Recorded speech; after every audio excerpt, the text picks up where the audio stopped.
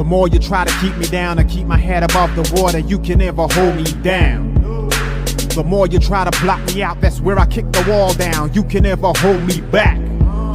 The more you try to put me out, the more I'll be blazing, it's too hot. The more you try to put me in the dirt, increase my work, the expert. You see the hunger in the eyes of a survivor. Swallowed my pride, washed down with some saliva. Reinvented my whole life, mental MacGyver. One door shut, another open up wider. Listen, battle drums in the distance, moving with enough force like army tank pistons. Pray for the strength of Jah to fight resistance. Fight mode, shields up, moving with resilience. The strength of 1,000 lion and the strength of 1,000 giant. Please stay strong. Please stay strong. With the strength of 1,000 elephant and the strength of 1,000 tiger, we stay strong. We stay strong. Hey everybody, it's Casey with Pinecase. We're hanging out with Jesus Estevez from amazing talents like Blase Blase, Elvis Freshly. Pardon me, I knew that was going to come out crazy. I've been practicing it for like hours. I'm like Elvis Freshly, like over and over and over again. Thank you so much for hanging out with me tonight. I really appreciate you coming on and talking about your experiences and experience with both music and mental health. It's an absolute honor. I had the privilege of checking out what you have been working on over the years. And much like I said a few minutes ago, as a mom, I super appreciate to hear real music and see it coming back to life again in such a profound way. To see, you know, a group of individuals come together with their instruments and showing us what they have to offer was like stars in my eyes. I'll be forever grateful. So thank you for, you know, pioneering and being a pioneer in this, you know, revolt of the Renaissance type culture. So welcome to Pinecase. Wow, thank you for that introduction. And thanks a lot, Kalisha. Thanks a lot for having me on. And this is a really, really cool program you have. And I think that, really appreciate it. Wow, that's really sweet. Take us back a little bit to like where it all began for you, because I can't imagine that with a talent like yours that just happened overnight. Wow, yeah. So I live on the West Coast, Vancouver Island right now, but I'm actually from London, Ontario. That's where I grew up, and just grew up. There was a pretty big like hip hop scene in London, Ontario. You probably know Shad K. I don't know if you don't know him. I went to high school with Shad K. Actually, he was like older than I was, but and there was like a kind of like an underground conscious hip hop scene at that time that I kind of grew up in. And you know, as a kid, as a high school kid, I kind of fell in love with that. I gravitated towards it, and it kind of I feel like it like helped me to like get through high school and like mature, and like was, you know, gave me some positive wisdom and, you know, insight. So, you know, I feel like I took a lot from that. And then I went to university and I just started making beats. It really started with just producing instrumentals. That was where I kind of started. And then started writing, and I was like, you know what? Maybe I can do some rapping. You know, it wasn't like kind of where I started. I originally started with the beats. And then I did like some open mic nights, and like, you know, there was some stuff like that. And it was like half decent at the rapping part. So I started writing more, had a few like little starter groups. And then I would say things kind of really kicked off when I moved. So I moved out in 2010 and, you know, just checked out Vancouver Island, loved it, went back to do my master's, and then came back out here and was like, I'm done with school now. I did my school. I'm gonna do music. And myself and Dan House, he's the other MC in Elvis Freshly. We kind of launched that group. I had a bunch of beats and I had a bunch of ideas, and there was a pretty cool scene out here on the West Coast, which is a little different than the scene back home, just because it was more influenced by like electronic music. And so there's a big electronic like music festival scene, and so kind of married that a little bit, like the conscious hip hop underground rap roots where we came from, and then kind of mixing that together with a DJ. And then I always just like having live elements, and we ended up having Phil the guitar player join us, and then actually a drummer as well, for Elvis Presley, and then yeah, that was a pretty. I think our timing was good too. Like, it was just like at that time in about like 2014, 2015, there was just a lot of like festivals and shows popping off on the West Coast, and there was a pretty cool scene. And so we kind of rode that for a bit and played a lot of festivals and kind of got a name out here. And yeah, and then we just, it's been 10 years since we started Elvis Presley, and so we kind of reflected on that, which has been like such a cool journey. We've been doing music long enough to watch like the whole industry kind of change a little bit too, which we were chatting before just about how there have been a lot of changes to the music industry for a lot of reasons. But yeah, so that happened, and we just had an amazing career here, amazing opportunity to create music and play music and share, connect with people, travel all over the West Coast and like California and other places. And then the pandemic happened. Right. We were like doing pretty good. Like, we were pretty busy. We had a big schedule booked, and like for at that time we had, we're planning. I think we were planning out like our whole summer, and we had like all the planes booked and everything. Like, Elvis Presley was like a legit sort of business. We were trying to make a go at it, and then and then COVID happened, Damn. and it kind of like everything like died Yeah. basically overnight. I remember we played a sold out show, and then like a week later, and that was just the last show for Mm. forever.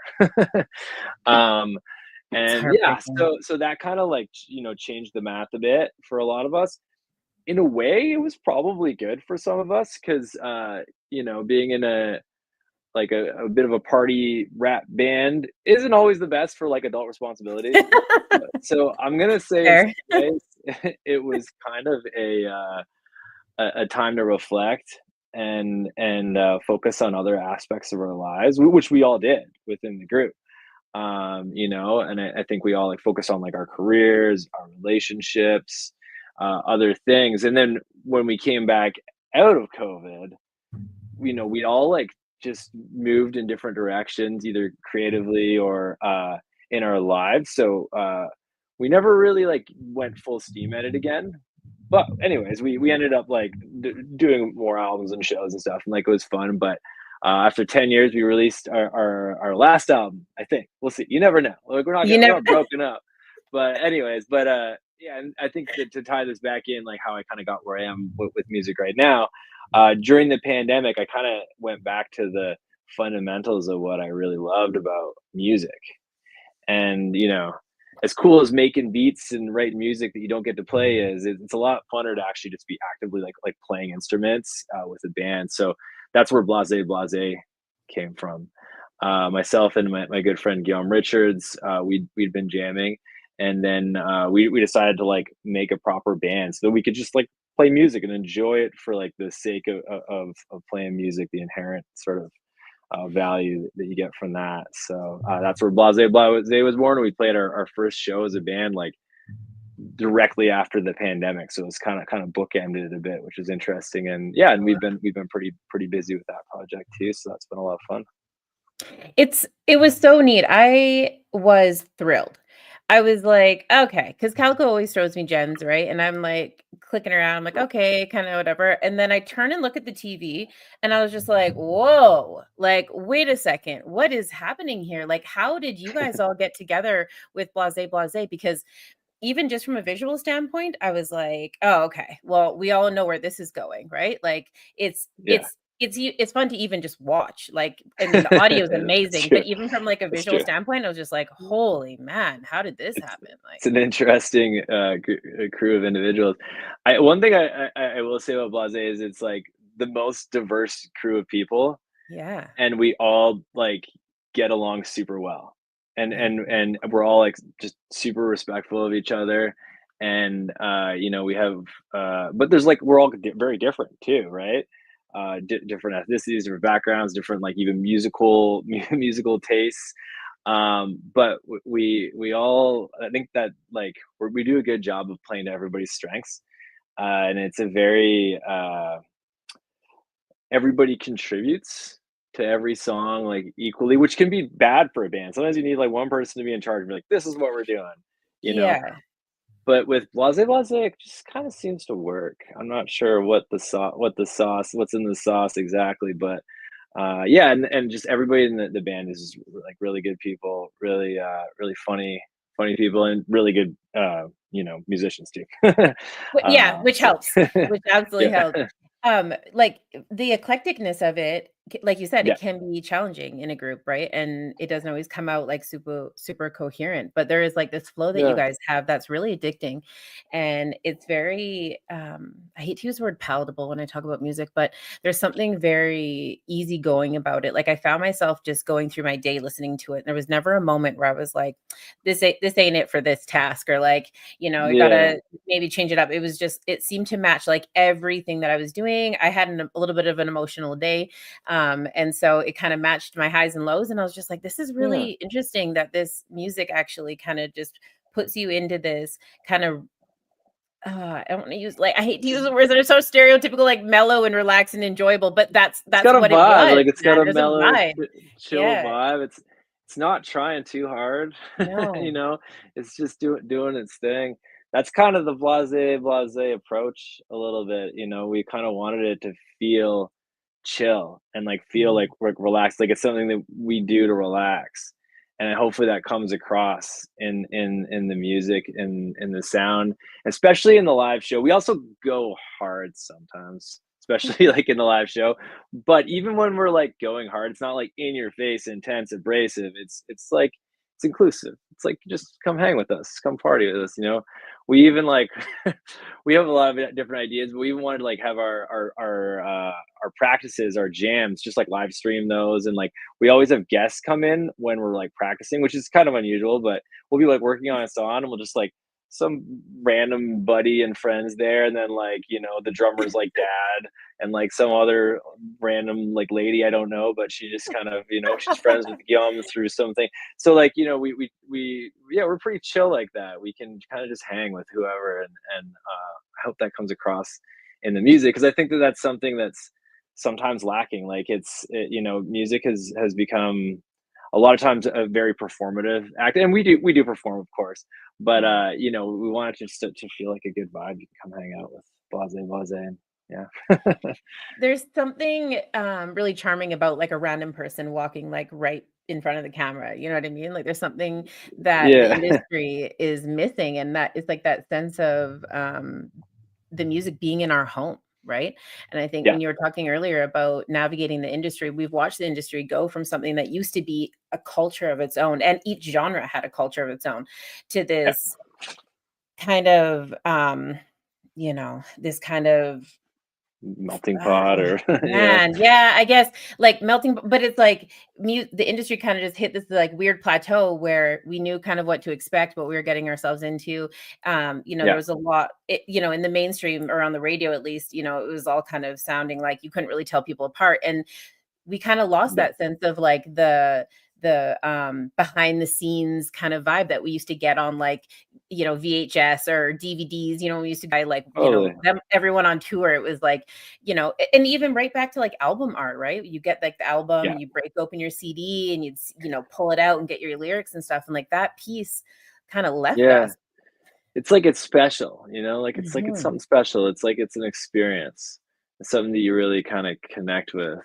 Um, like you talk about, like, opening up an album, the physical copy, like, sure, whatever, like, you can the music still sounds the same, but there's something about how you engage with that, and how you're like, especially when if I reflect on how I used to get music, even if I, like, looked for something or, like, bootlegged it, I was still like, "Oh my god, I got this, like, this thing, this cool, like, song that I wanna, like, Yeah. show people," and, like, so stoked on. I think there's been, like, that specialness maybe has disappeared. Like, it's so, I don't wanna say cheap, but it's like it doesn't seem to have the same value as it used to, partly just because of how easily it's become a commodity, and just, like, how much content has been created too. I think Mhm. there's, like, more musicians releasing music now. That I think that there was, like, some, like, meme, like, in, like, a week, like, more music is released in, like, the entire, like, 1970s or something. Like, it's, like, astoundingly Whoa. wild, especially now, because I won't spend too much time griping about it, but like people are just flooding like YouTube and Spotify with like AI created music. I Like was there's just, just so much. And it's just oh like my God. it's like like I'll be like, oh, like this is kind of cool. Like what is it? And I'll like go like look at theirs and be like, oh wow, they got like a whole album. They released it like a week ago. Oh whoa, they released 5 albums last week. Oh my god, they have a YouTube channel and they have like 7 different types of genres and like 10 albums for each. And I'm like, this is like, so it's just the computers are just like pumping out all this music, which is Yeah. like sure, it's cool. Like some of the music sounds cool. It's cool technology. That's great.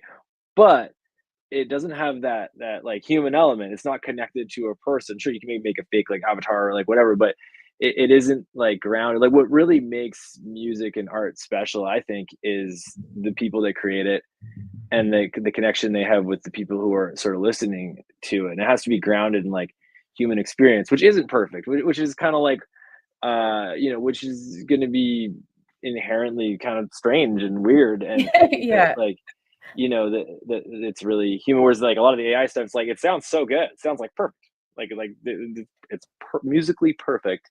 Maybe not musically perfect, but like from like a technical perspective, like production wise Yeah. and stuff, like it sounds good.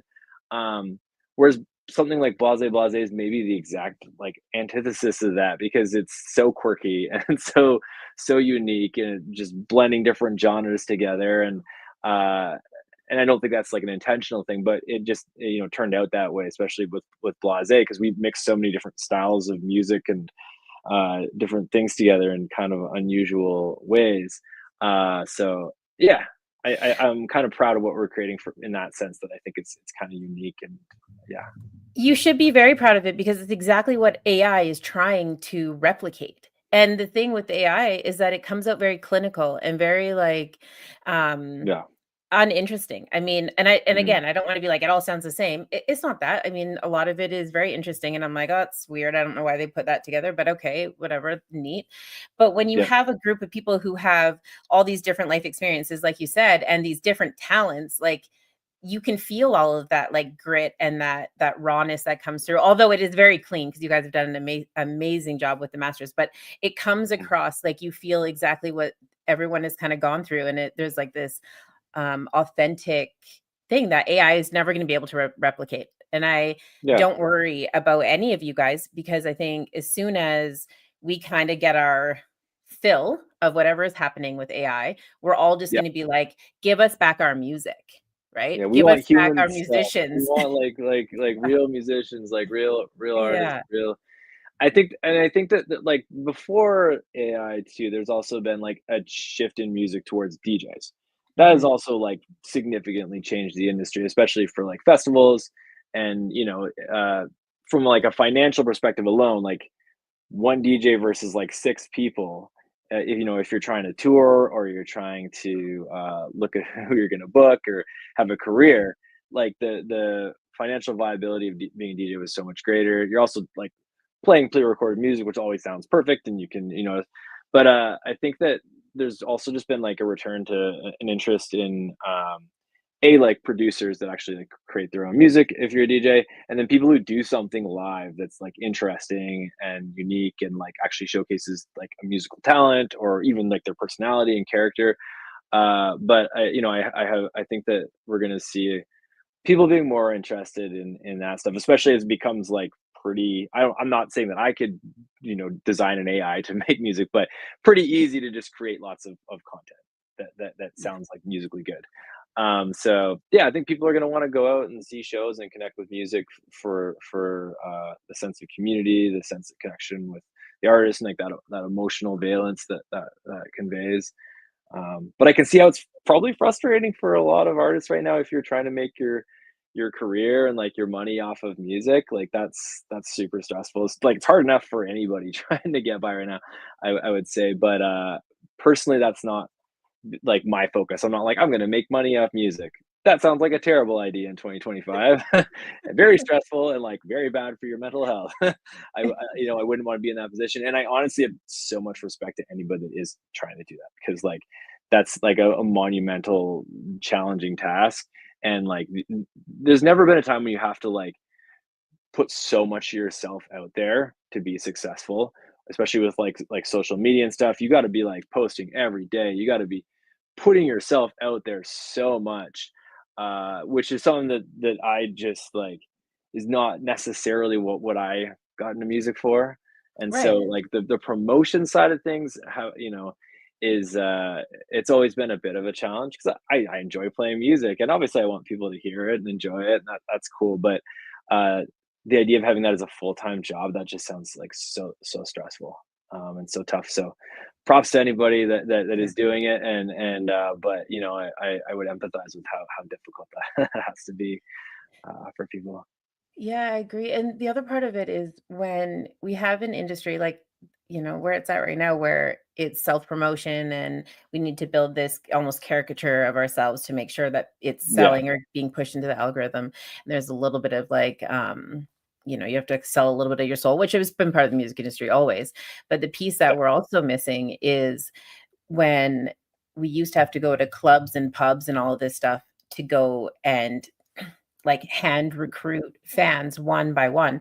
yeah, We also interacted with the lighting guy and the sound guy yeah, and the promoters and the bartenders and all these other parts of that lifestyle that come with it. And unfortunately yeah. now, because everything's electronic, we're losing the Mhm. IATSE is like scrambling because there's just no kids coming into those other, massive pieces of the pie that we Yeah, need. And so, with just being a musician that gets to show up and make music and then allow the industry the old school way to do it, it brought a lot more jobs to the table. Whereas right now, you get yeah, a couple of pieces of equipment and you kick it at home. And I'm not saying that's not a lot of work because you're absolutely right. The sweat equity that goes into self promotion is like yeah. it's borderline disgusting. Like it is a But ton. but the Don't turn it industry off. and, like, all the people that come Mhm. together to make those moments, like, each Yeah. show is like, people don't realize it's, like, such a production from, like, Mhm. the promoters to the guy working the door, to Yeah. the sound man, to the lighting person, sound man or woman, lighting person, to the stage designer, to the bartenders, to, like, everybody involved. It's a huge community. And I would say, like, in Victoria, like, on Vancouver Island, there's been a pretty cool community here. Like, we have a lot of, like, just really great people that have been around for a while, and, like, a lot of them were able to kinda survive COVID and, like, ride that wave a bit, and just, Mhm. like, so much love goes out to them, and the people that throw, like, local festivals and different events, like, it's a tough game, and you really gotta be in it for the love, and those people are underappreciated and oftentimes, like, quite invisible, but, we see you, and we appreciate Yes. you, you know? Yes.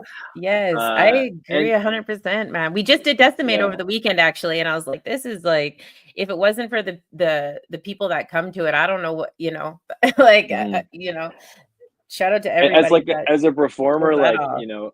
so like a good sound man is like Mhm. that can be the difference between like you going out there and feeling like you're connecting with the audience Yeah. and having like an awesome show and like the worst experience ever. Like if you've ever been on stage and your sound is like messing up, like you can't hear yourself or something's too loud, like it's super stressful because you work so hard, you practiced, you prepared, you're gonna go up there and do your thing, and then like all of a sudden it's like, oh my gosh, I'm in a very challenging scenario. I don't know how to explain exactly. Like if you can't hear yourself well and you don't feel like you're connecting with the audience, you're kind of just like yelling into the void a little bit as an artist, and it's super challenging. So much love to a good sound man.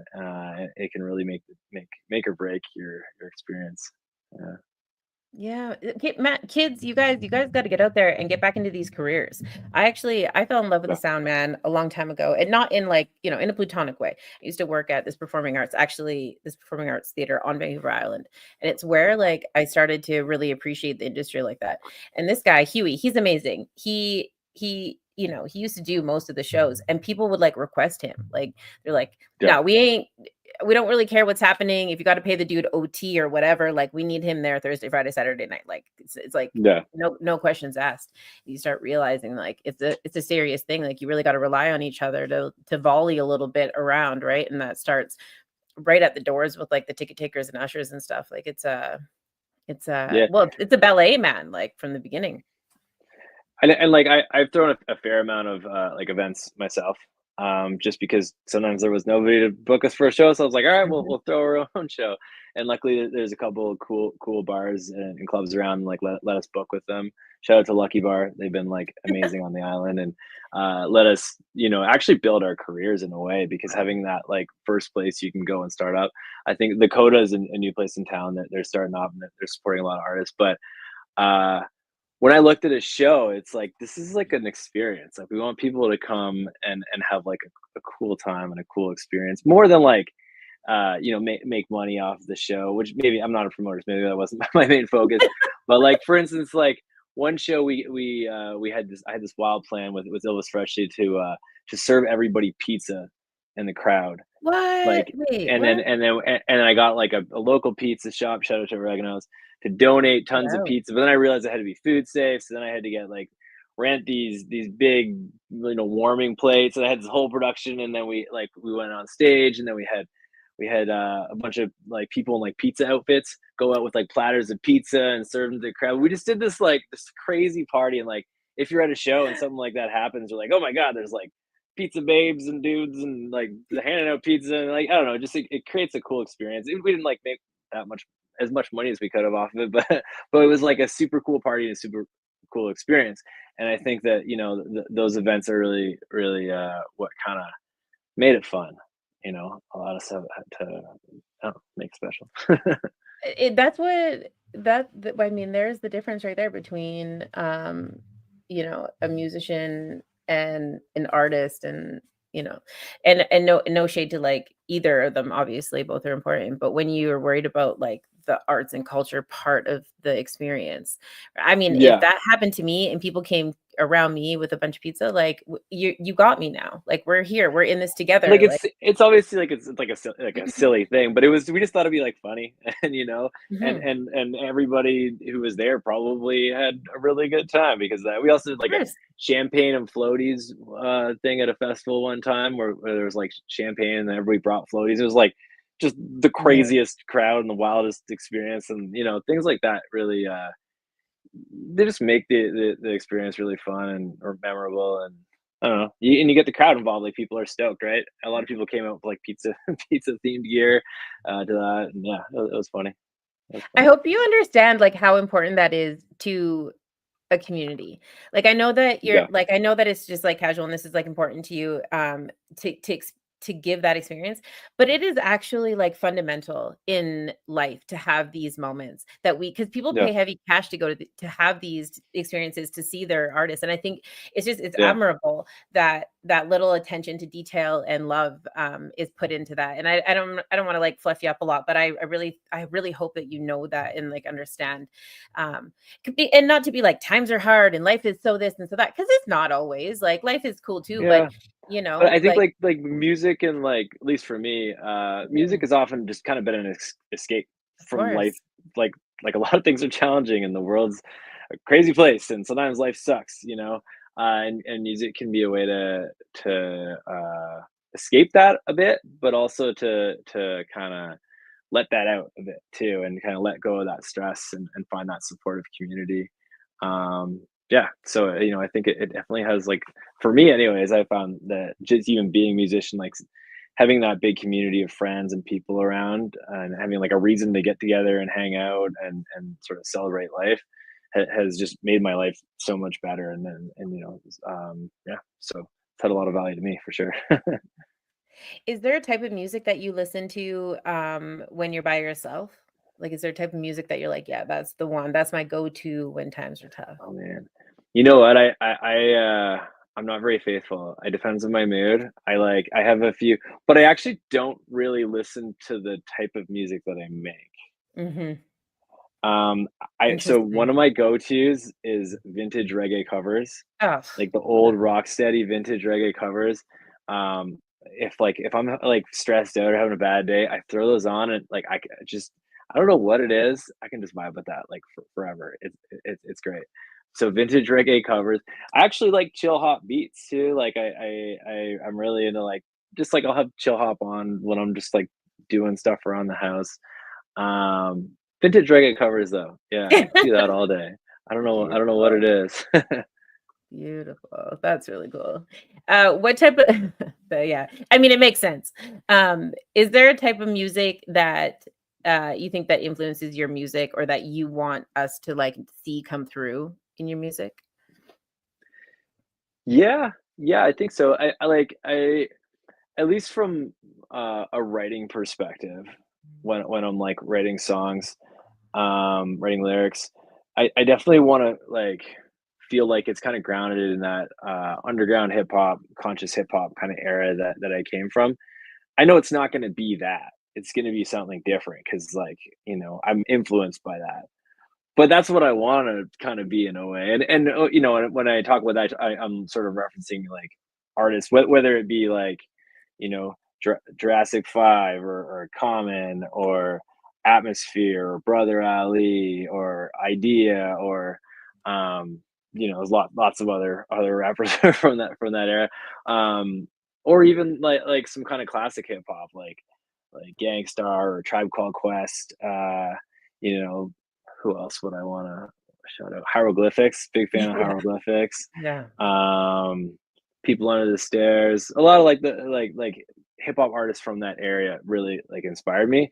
So I think that's kind of like my origins in terms of writing hip hop and just writing like lyrics. But I have to recognize that that's not me though necessarily. That's what I grew up on. So I've kind of taken all those influences and sort of developed my own interpretation and own way of expressing sort of my experience. And hopefully that's kind of genuine to me and other people will kind of relate that too. Sometimes I just like writing like weird stuff too, like just kind of like I like having like fun with hip hop. I think sometimes trying to write music that's just way too serious, it can just kind of like bum you out, or it can just kind of like make the whole if you're trying to write something that's like very political or very focused on certain issues, it can really make it so like on the nose and focused on that topic. Whereas I think a lot of times music that just gives you a good vibe and you can kind of relate to and maybe escape through is good too. But then also like subtly having elements of like conscious hip hop or different philosophies and ideas or values that you want to convey in that as well is important. But then like having it feel like less on the nose and less forced almost. If that makes sense.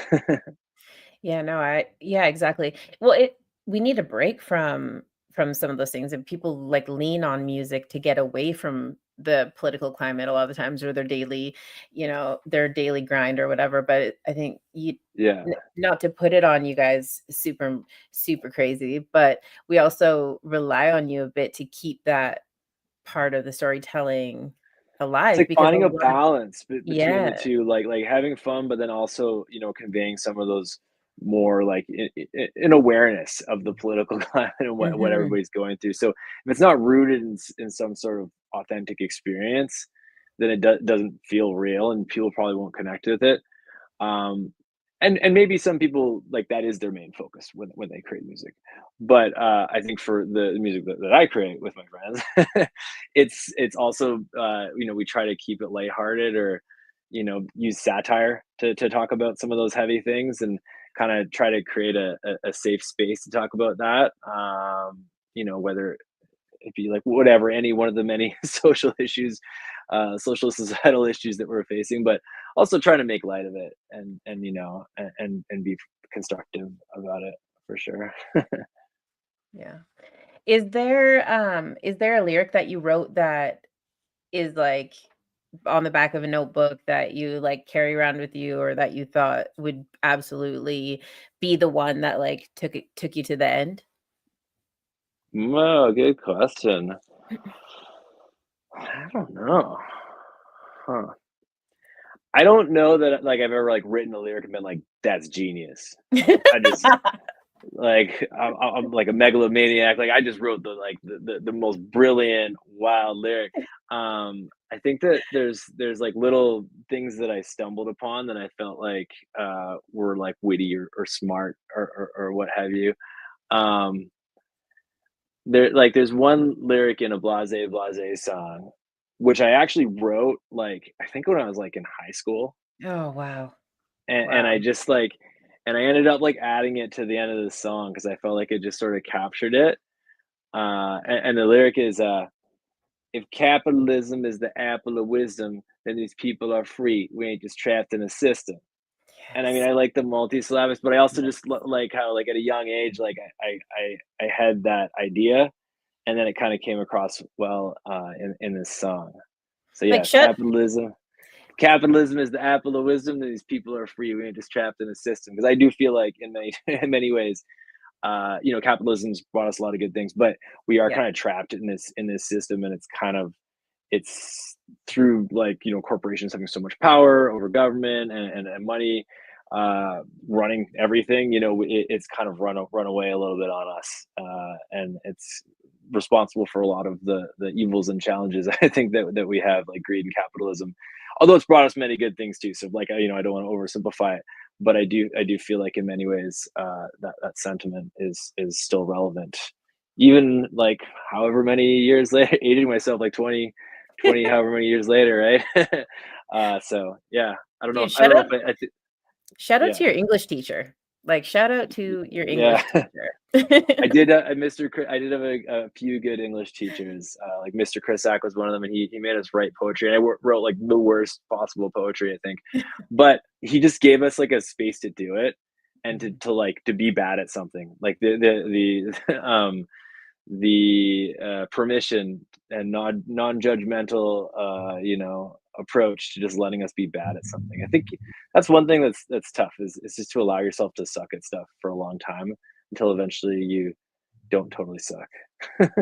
We need to do more of that, actually. We need to practice that. I think that needs to be Yeah, incorporated. You know, with the internet and stuff nowadays, everyone is like so focused on being perfect, and you like hide until you get good at something or whatever. And it's like, yeah.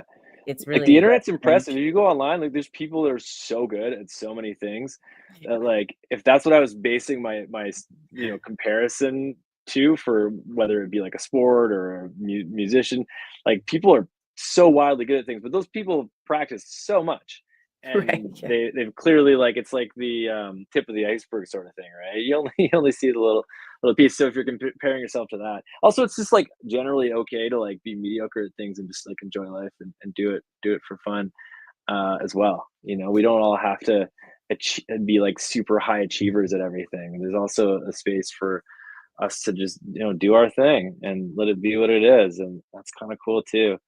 Yeah. Not everything has to be like hyper competitive, especially in the arts, I think, you know.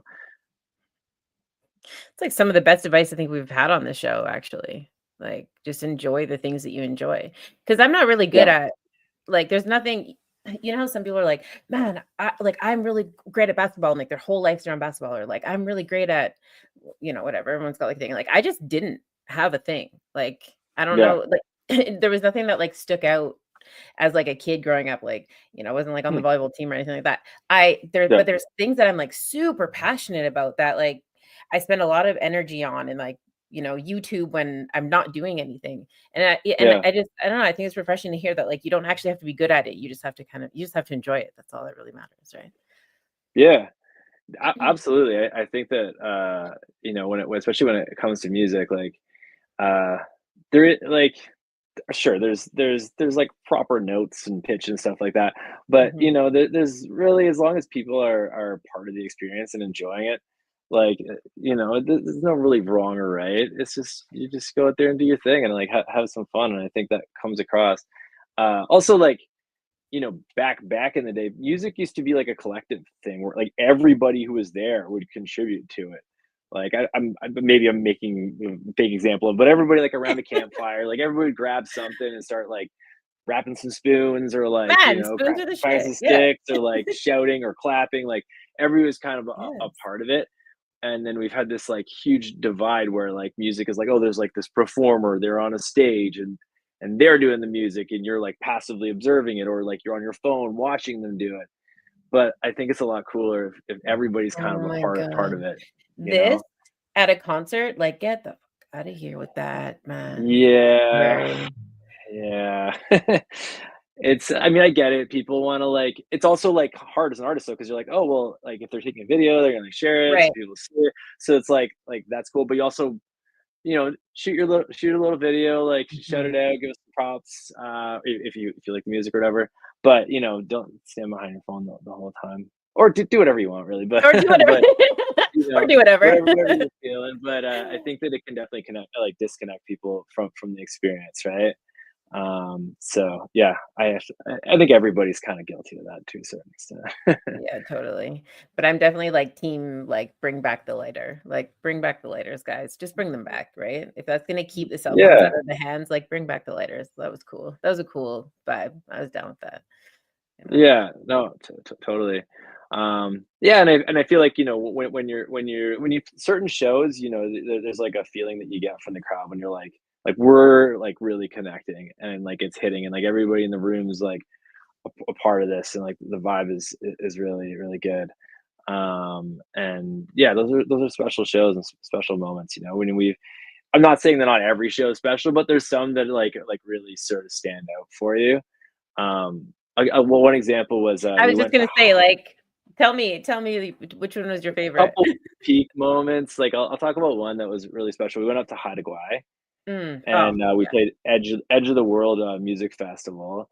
And Teus, the bass player in Blase Blase, is like Haida and from that community. And they have this like really cool festival there with like good headliners and like a really really cool space they'd created, and it was all really respectful of the community, and there were like elders there and they were like honoring traditions of the people there as well as like sharing them, and we got to like eat with them and try traditional food and see like some carving and dancing, like all these other elements. But the vibe of everybody that was there when we played was just so cool. There was also it was like kind of foggy and there was like fireflies as well as like a meteor shower all at the same, like it felt like we were just like Okay. transported to like some magical world. There's like there's some video of it too, but that experience traveling up there and playing that show was, so it was also such a trek to get up there because it's like really really far to go to Haida Gwaii. And if you take,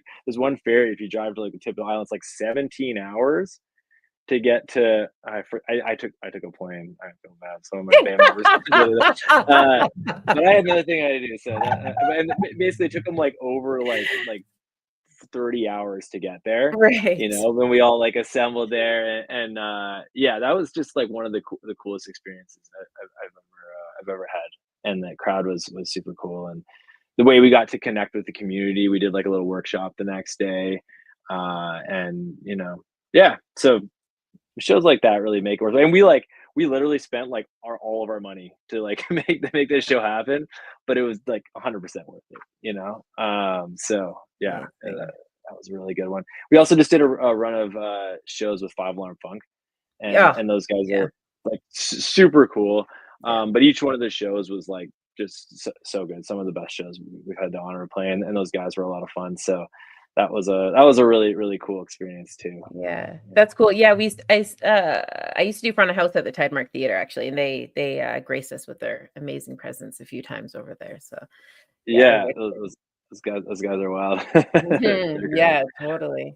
But that makes sense to me. Like that is like a pairing for sure. Someone was thinking when they decided to put you guys together for sure. Yeah, no, it worked out. Like we a lot of our stuff that we have online, it's like a little more chill, but we also have some pretty funky Mhm. tunes that go a little harder. So it worked out well. Yeah, it was a lot of fun. That's really cool. Is there a certain like if you could create a perfect space for music, whether that be festival or club or indoor, outdoor, like what would that look like? Oh man, I think.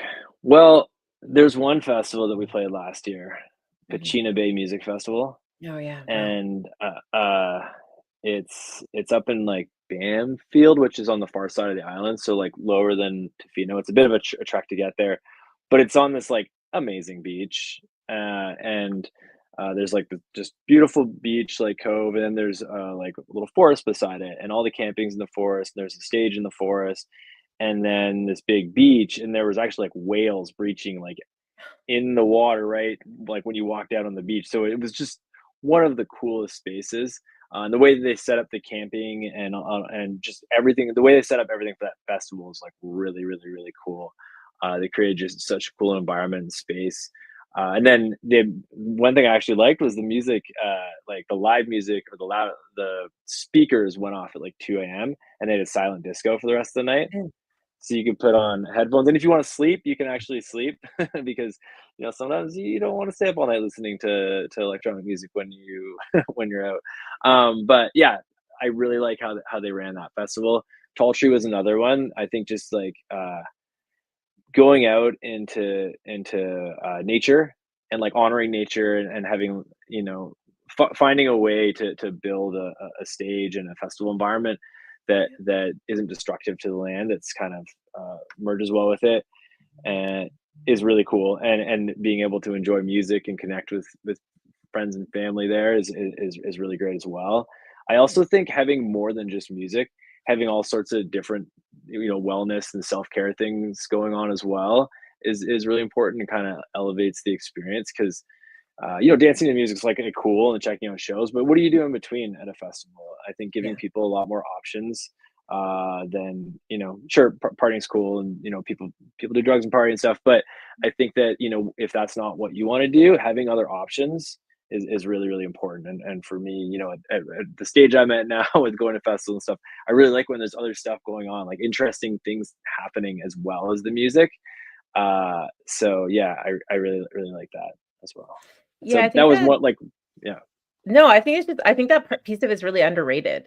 Like, yeah, I think that piece is really underrated. A lot of there's some festivals that do amazing job at doing that and have a very like eclectic style and Yeah. even just like in the shows like I've seen lots of kind of like, with they do like drag brunch and things like that. I think that's really neat. Like just kind of add things if Yeah. it's, whatever.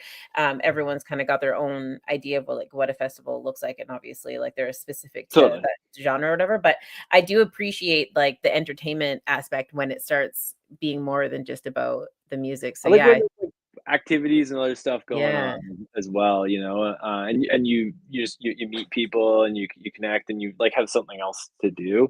Or Mhm. even if there's people making, like, visual art at the same time, but, Yeah. having, multimedia and, like, just a merging of different things going on, is always really, really cool, and it just ties in the whole community as well. Yeah. Um, so Absolutely. that was good. Another thing I noticed, it was also a good space to, like, have kids, bring kids out to a festival, there was activities for them too, and I thought that was pretty good. So, yeah, I think that's obviously great. I think that in cities, having art spaces that allow, like, people who are just coming up and just starting off to play and have a venue and, like, practice their craft and showcase themselves is really critical too. I think Lucky and a few other bars and shows that people put on, they put us on stages early on, and that really helped us out. And creating opportunities for that is really important. And like whenever we throw shows, we always try to find at least one like local band that not a lot of people know, and like put them up and put them on as well.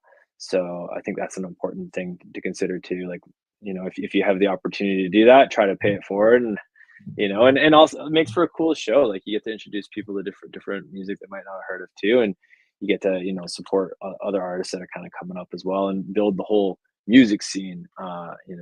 So yeah.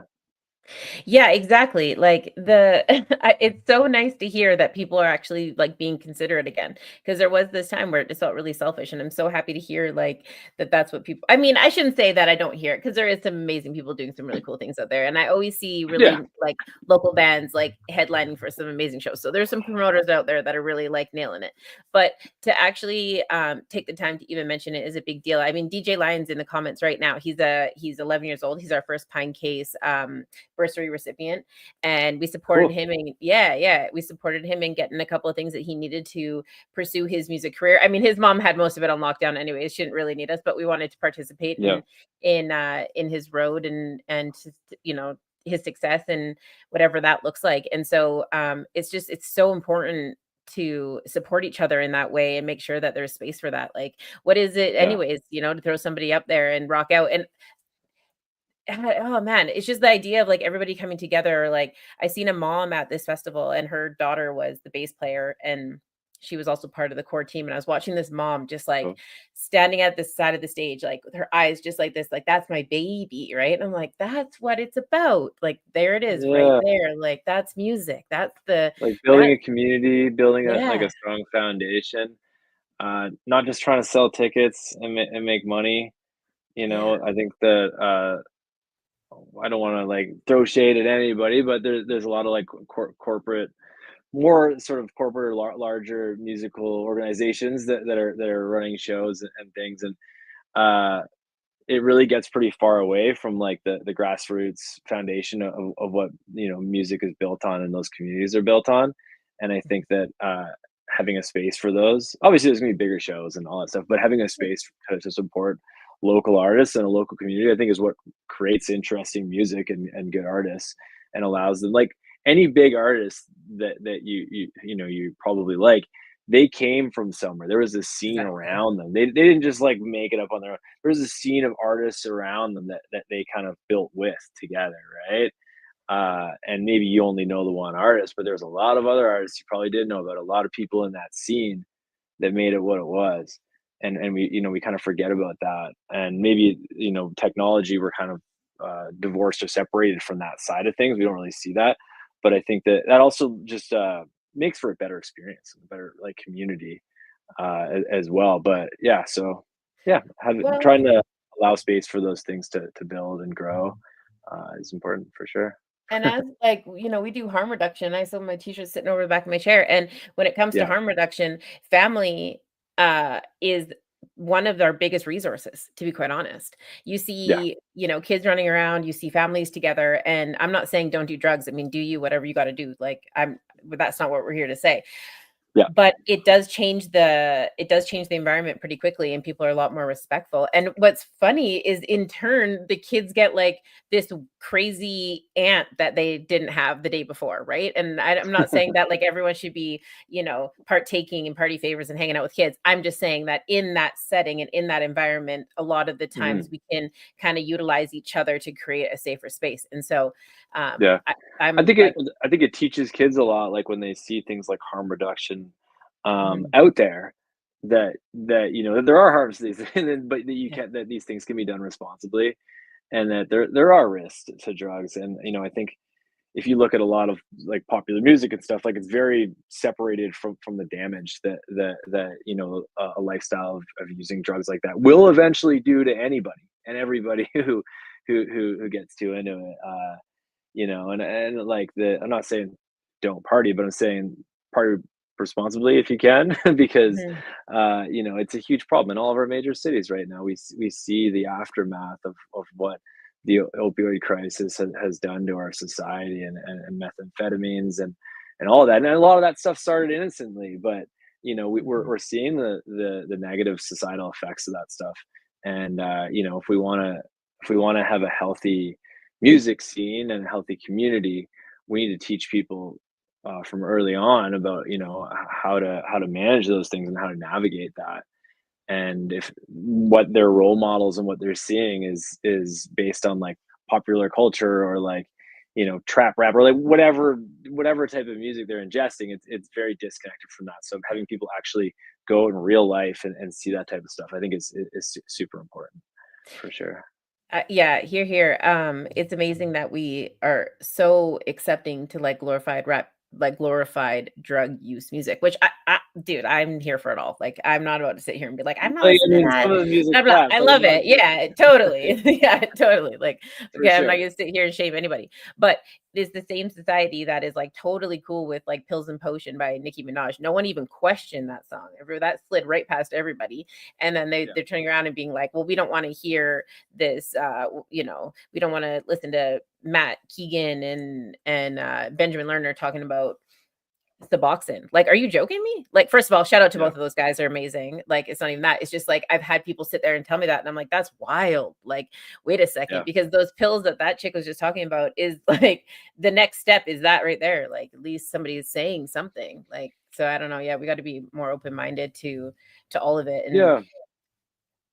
if some crazy aunt or uncle at the festival is your experience, and that's all the experience that you needed to like maybe say maybe not to drugs, then like yeah, then the festivals have won, right? Like like Yeah, I it's mean, I want to think that we're doing a better job and that we're learning and that the next generation mhm, hopefully will maybe learn from some of our generation's mistakes yeah, in a way, and the way that we approach like our relationship with drugs and alcohol yeah, as like a generation, like I don't know exactly how or whatever, but like millennials or the party culture and the festival culture and the like drug culture that came out of that, it was pretty damaging for a lot of people. mhm, mhm, And we're kind of seeing the aftermath now. right. Um, and I think kids are learning from that though. I think they're seeing it and they're like, yeah, maybe this isn't so fun. And maybe this isn't how we want to live our lives. And maybe we can make some better choices while still having fun and still like doing cool shit. And Yeah, like I'm sure there's like lots of great music that's been like created and part of those cultures. But being realistic and honest about the reality of that as opposed to romanticizing it is important for sure. yeah. Well, and the other piece to it too is like there isn't, and I've spoken about it lots on the show. Like I'm frustrated that that experimental kind of like safe experimental piece is kind of gone. Like that doesn't really exist. I mean, you know, there's all types of drugs and things like that. But like as for just like going out and casually doing something, you know what I mean? Like we really do need to know all the pieces because there isn't really anything Yeah. casual about it anymore, unfortunately. Like, No. yeah. No, I think that it's super important. Like the cat's out of the bag in terms of like substances and Yeah. we kind of have to adapt as a society and figure out. And I think letting people make informed choices is at the end of the day what they're going to do, and trying to educate them and give them the critical thinking skills and the Mhm. tools and resources to make those decisions well is really really important for sure. Yeah, absolutely. What is something that you wish you had a known back then that you know now? Like how like what like earlier on kind of in my career sort of thing. Yeah. Um, let me think. I think just like enjoy the ride, enjoy the experience. Don't stress about it too much. I think that which is kind of hard to do. Like let's say you're trying to work on music or planning a tour, planning shows or getting ready. Uh I think that at least for myself, I felt stressed out a lot of the time and I didn't really let myself just like relax and enjoy it as much, which is like true probably for a lot of things. But I think that just don't stress it too much. Just enjoy the experience. Um, and yeah, I think like COVID was kind of like humbling when everything changed. I was like, oh, like all this stuff that I was like so worried about or so focused on in terms of like trying to like have a career or produce videos and like book shows and all that stuff. It's like, oh, like oh, that really matters that much.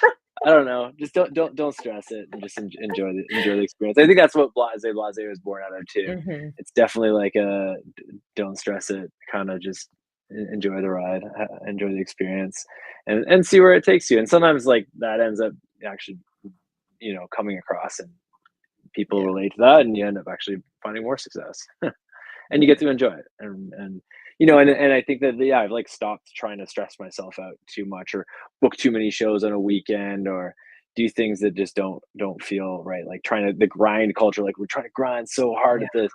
Like yeah, I don't know, maybe just taking your time and just like enjoying the experience, enjoying the ride and like doing it at your own pace. Maybe that's the way to do it. Yeah.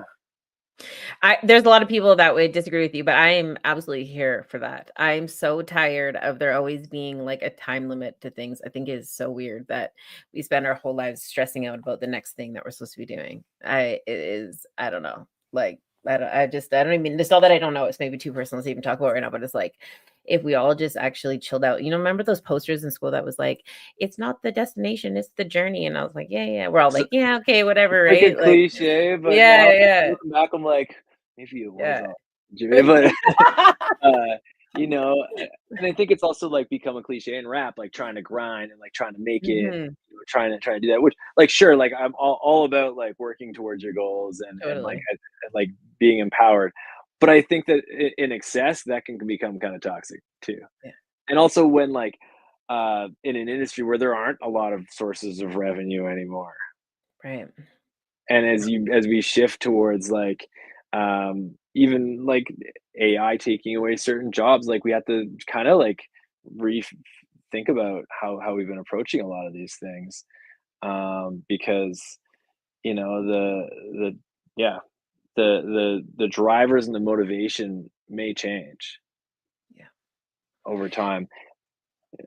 Oh, it just hit me as soon as you said that, I was like, all of that sweat equity and all of that stress and all of that, all to be hit with, like, an algorithm that might not even be pushing your shit in a way, pardon my language, but, like, Yeah, yeah, you can work so hard at putting something out into the void amongst a million other songs, and like I kind of think about that. There's like a meme, and it's who is it? I think it's Will Ferrell, and it's like, does anybody want to? Does anybody need my poems? Like the world's like on fire behind him. It's like, who needs some poems? And like sort of can feel like that sometimes. Aw, Like yeah, but sometimes I think those poems have value for people, yeah, and but don't stress out too much about it. Just try to enjoy it, and maybe look at what you were getting out of music. What did you get from it? And like what you get out of the experience of creating it, and focus on that. And I think I've tried to do that with Illness Fresh as well. Like on our last album, we're like, let's just make this one for us. Like let's just make the music that we're feeling right now. And I think you can't go wrong with that. And I think when you look back later, you'll connect with that and feel like it was more authentic and be more like stoked on that than if you're trying to like create music for an audience or create it for the algorithm or create the sound that's hot right now or whatever, right? I think if you just kind of focus on having fun with it and connect with it in that way, you're gonna be more authentic to yourself and hopefully create some dope music too.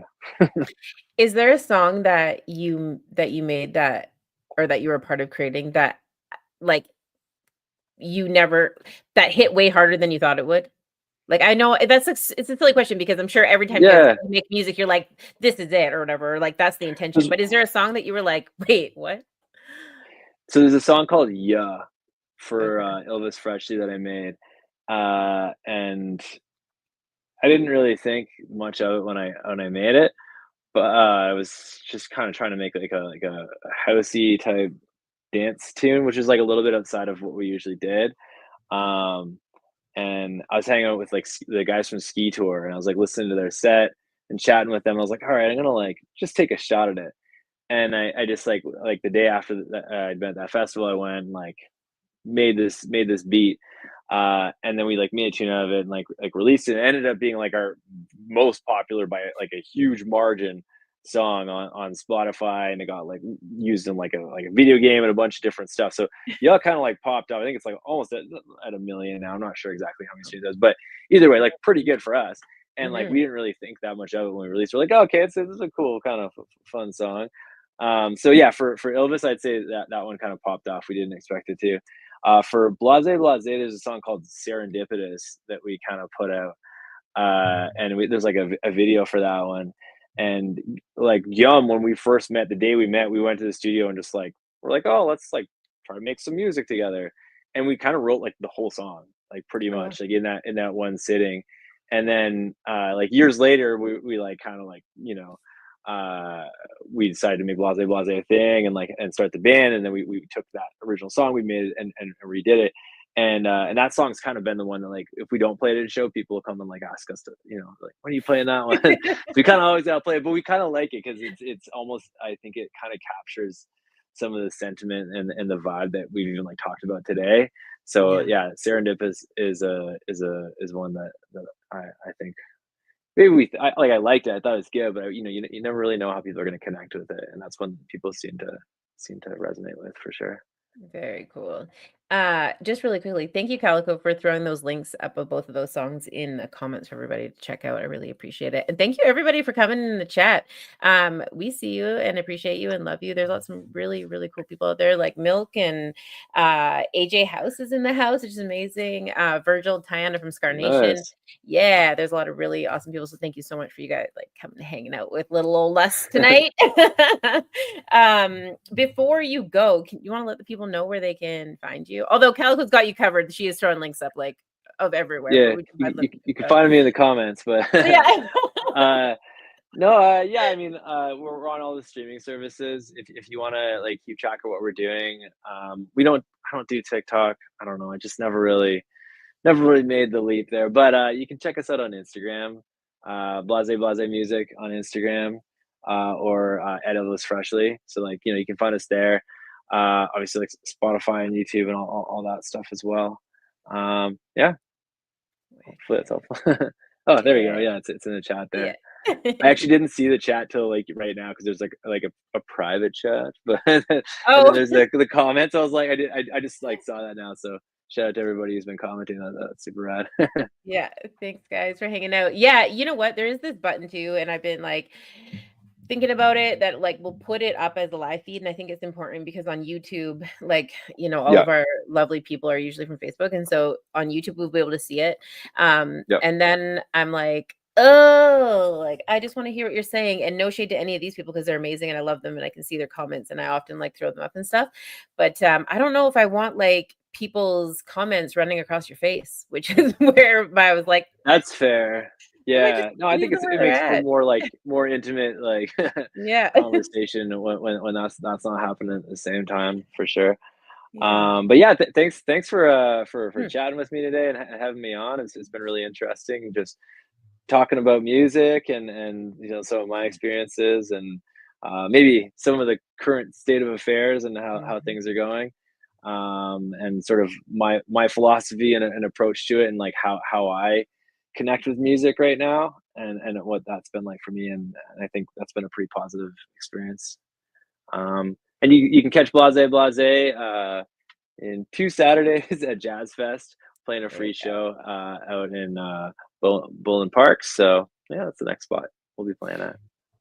It is my absolute pleasure. Thank you so much for hanging out with us tonight. The door is wide open. You guys, if you haven't already, please go and hit all those links in there and go check them out. Follow them everywhere because the music is so different. There's so many different things going on, but it is like radio play, in your house play, in your outside play, in your tent play. Like it's pretty happening. I completely enjoyed myself to all of it today. The kids were dancing. We were having fun. Turned it up. We turned it down.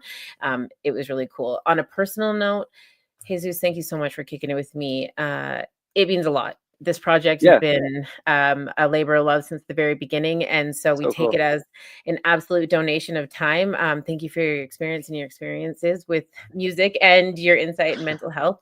It is extremely valuable. And for everybody that's hanging out tonight, I just really quickly, if you guys need to chat, we are 24/7 with our warm line, 250-289-3948. It is text open, so you can just go ahead and text us and let us know your name and what city you're in so we can get the resources that you need, so we can text them in as we're chatting. And of course, like always, #988 is the suicide prevention line. It is for Canada and the US. I did call it to make sure that I wasn't sending you guys off into the abyss. They're amazing over there, professionally trained individuals that absolutely have your back. So please don't sleep on those numbers. If you need them again, you can check the comments, call us, text us, whatever you need. We are here. And before we leave, because we did talk about opiates, naloxone kits are free at all pharmacies. So go in and just ask for 1 or 2 or 3. And again, if you guys need some training on that, you can reach out because we'll help you there too. No big deal. Thank you so much for hanging out with us tonight. Jesus, thank you so much for kicking it with us. You guys stay safe, take care of each other, and we'll see you next Tuesday. Bye for now. Please stay strong. The further you take my rights away, I'ma run to it, refuse to hear my voice. Speak loud when I spit it, but you don't get it. You just wanna be a side critic. See somebody else showing hate in the side of the road with it. Now how would you feel standing on the sideline and watch the color of a nation deteriorate over time? The flag real high, but compassion 6 feet below. Now you're searching for that justice that decided to never show. Deny my place, I'm back with a trace. Keep up the pace, tight lace, game face. get back in the race. Whatever they did could never be undone. Every dark night ends with the rising of the sun. Squandered every wealth that's built from the mud. Squandered every wealth that's built from the blood. Squandered every wealth that's built in chains. Stolen from the ancestors, running through my veins. With the strength of 1,000 lion and the strength of 1,000 giant, please stay strong. Please stay strong. With the strength of 1,000 elephant and the strength of 1,000 tiger, we stay strong. We stay strong. We stay strong. I can see, run to the light at the end of the tunnel winner. We stay strong. I can't breathe, we're gonna get oxygen without the justice system. We stay strong. And I know, gotta keep my head together, We stay strong. Don't doubt me, please don't doubt me. We stay strong. Tell me how can we be strong if we still shooting? Tell me how can we be strong if we still looting? Tell me how can we be strong if we still hating? Please tell me now, please.